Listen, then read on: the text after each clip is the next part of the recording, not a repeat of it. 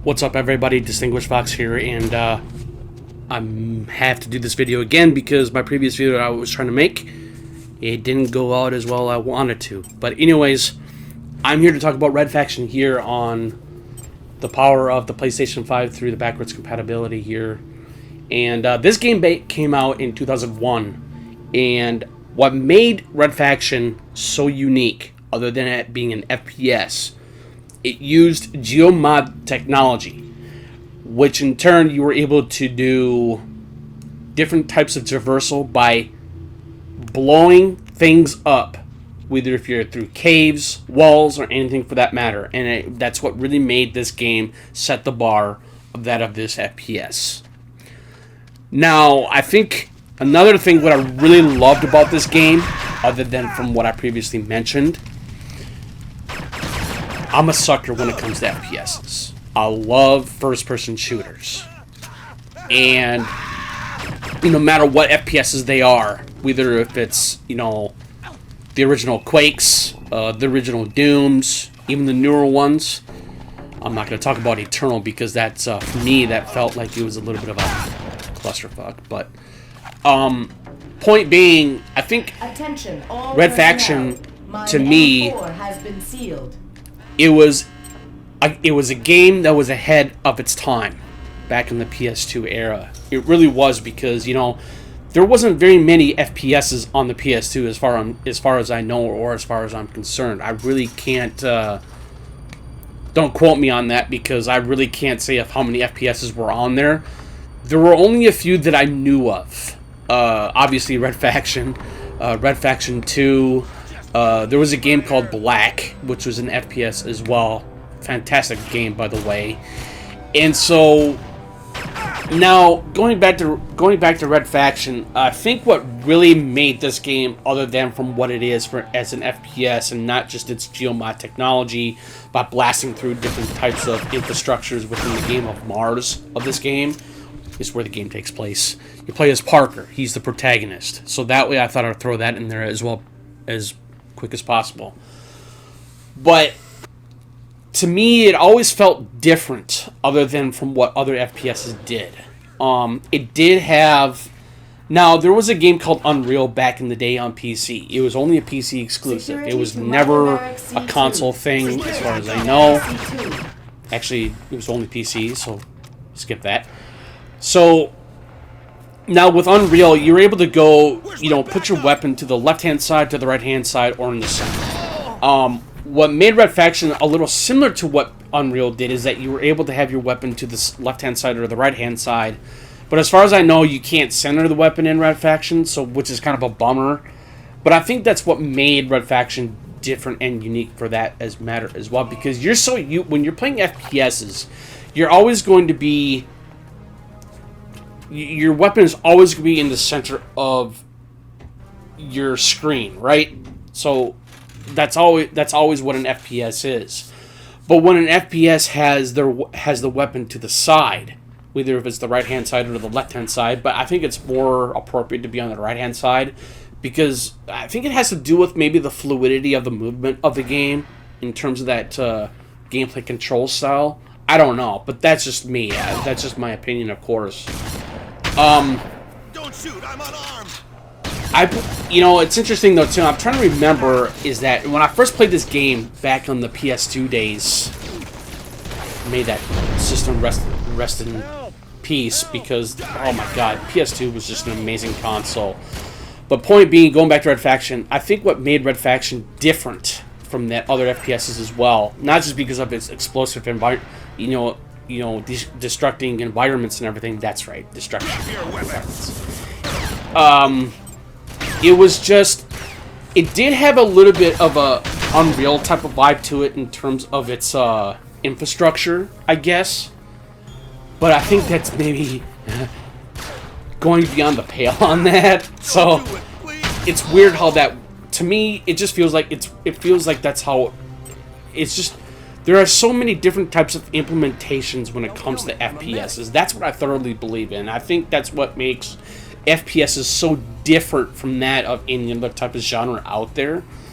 I'm not going to do any other comparisons because I feel like that's not going to be fair it's going to be totally no, it's not going to be, it's going to be totally unfair because it's not relevant to what I'm talking about here. So,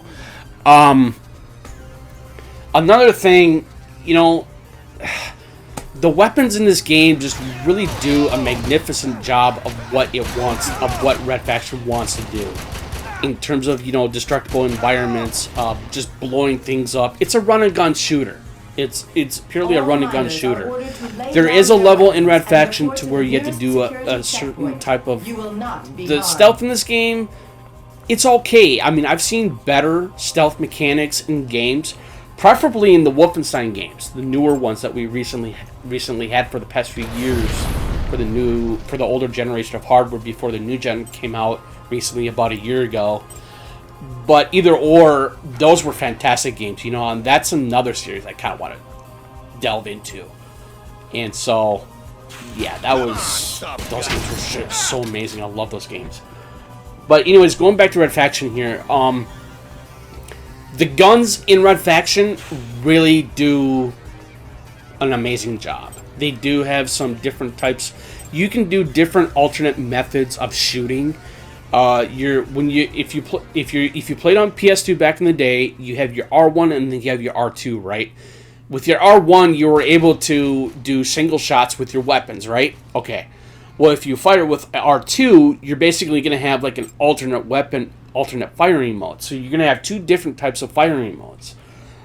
And, you know, I feel like that in terms of having Red Faction being that of an older game as it is, if it's not blocked. But it did a really good job in terms of that type of gameplay style, you know, gameplay aesthetic, because of the fact that, you know, there are other shooters out there. You have your Borderlands, you have your Quakes, you have your Dooms, you know. Those games, you know, Borderlands, I think, was it 3? I'm trying to think if it was a 3. No, I believe it was 2 and 3. Or maybe the first one, obviously, too, maybe, but I don't know. But 2 or 3, I do remember that in the Borderlands games, you were able to have 2 different alternate firing modes as well, which was really cool, and I think that's what really makes those games unique, though, too. But that's going to be a totally, entirely separate thing. But I'm just doing a little bit of a comparison between, you know, the alternate firing modes that you can have implemented in an FPS like Red Faction or Borderlands. So I just thought I'd throw that kind of knowledge in there for you. But anyways, Red Faction, this is the reason why I like old school games particularly, and by all means, it's like, you know, I love the newer stuff, I really do, but I feel like the newer stuff, they're not as good as you might think, as you think they are, or whatever. I'm sorry, I'm trying to find the right words here, but yes, you know, there are a lot of FPSs out there that do have good implementation gameplay mechanics. Whether it's the stealth, or just the run-and-gun gameplay itself, or anything. Because, you know, as I recently mentioned about I don't think I've never really mentioned about the Wolfenstein games. The Wolfenstein games actually implemented the stealth mechanic. It's very well done. I was pleasantly surprised with those. But like I said, that's going to be something totally, entirely different from that of this game. Of this video, excuse me. Now, I am glad that they were actually implemented to have a suppressor on your pistol in Red Faction. Yes, there are other FPSs out there as of, you know, of this new generation of hardware or new generation of games. You were able to have suppressors on your weapons. You know, your handguns or your sniper rifles, obviously. But I don't think I can't really further recall of weapons like this, especially the handgun in Red Faction, to have a suppressor on it. Now, like I said, but you can chastise me either way. I don't care. But I'm just trying to do as best I can to do this commentary piece here. So, by all means, you can like or dislike. It's whatever. Now, I'm going to talk a little bit more about the destruction elements within Red Faction. This is what I think I mentioned this before. I'm not exactly sure. But this is what makes this game even more amazing, other than it being an FPS. Okay. The destruction elements within Red Faction do have a really good way of alternate pathways. You know, I can't recall of any other games that well, actually, no, I take that... I really can't say that because there was a game to that similar of Red Faction. It wasn't Red Faction 2. I believe it was Battlefield Bad Company 2 that kind of had that sort of thing, but those were more... That game had more of... It had the same thing from what Red Faction does, but you can't do alternate pathways with it as far as I know. Maybe I'm wrong. I don't know. It's been such a long time.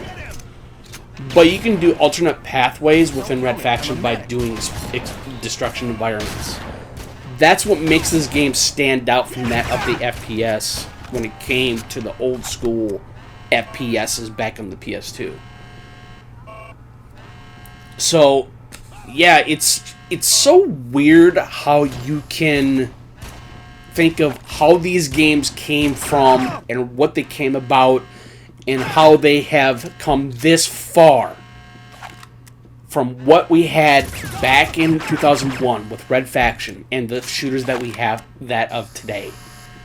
You know, Call of Duty, Battlefield, Doom.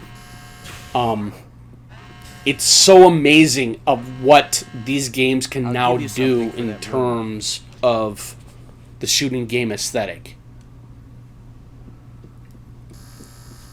And that's, and you know, and I think that's just what makes Red Faction so good, because it's not just because of it being an FPS, and not just because of its destructible environments. It has to do with nostalgia.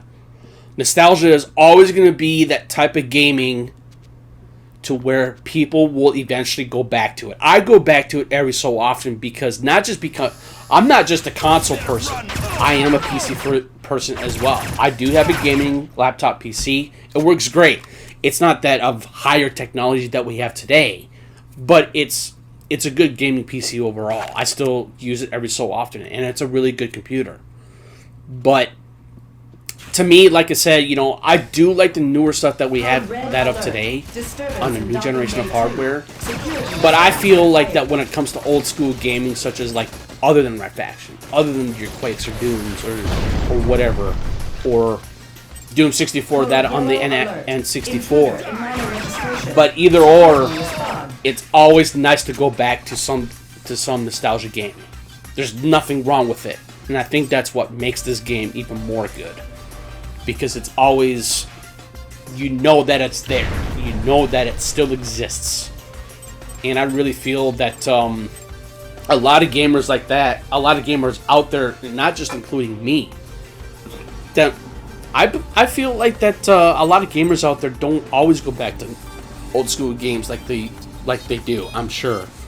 But, you know, it's just my opinion, of course. And so it's like, you know, I believe that everyone has an entitled to their opinion, no matter if it's a bad opinion or a good opinion. It is what it is. And I think that's another thing that really... That's just one thing, that's just one way of looking at it. So, all in all, I think Red Faction just did... I can't bear it enough just how good this game was. You can get it on the PS4 now. You can play it backwards compatible on your PlayStation 5, and it still looks great. I still can't believe of how great this game really looks. It's amazing of what a game can look, whether if it's a backwards compatible game on a newer system. And that's why I like backwards compatibility. That's what makes it even more good about playing nostalgia games such as this. So, but yeah. But anyways, this is Distinguished Fox here. I really appreciate it. But if you have any comments or questions you might have, please leave them in the comment section below. I'll get back to you as soon as I can. Make it a great rest of your evening. Peace.